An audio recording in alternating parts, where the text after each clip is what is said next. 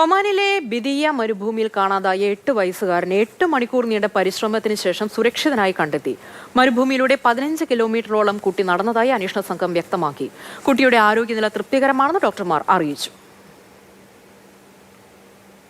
ഒമാനിലെ വടക്കൻ ഷർക്കിയ ഗവർണറേറ്റിലെ മരുഭൂമി പ്രദേശത്താണ് കുട്ടിയെ കാണാതായത്.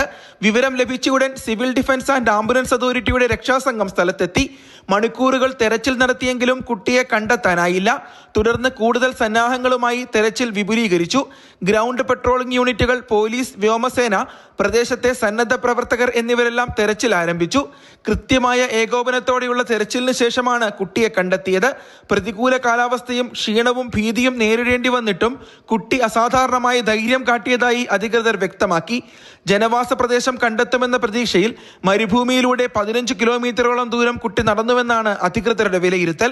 പല രക്ഷാപ്രവർത്തകരും സ്വന്തം കുഞ്ഞിനെ തേടുന്നത് പോലെയാണ് രക്ഷാദൗത്യത്തിൽ പങ്കെടുത്തത്. ഈ ആത്മാർത്ഥതയാണ് കുട്ടിയെ കണ്ടെത്താൻ സഹായിച്ചതെന്നും സിവിൽ ഡിഫൻസ് വക്താവ് പറഞ്ഞു. കുട്ടിയുടെ കുടുംബം നൽകിയ കൃത്യമായ വിവരങ്ങളും അന്വേഷണത്തിന് സഹായകമായി.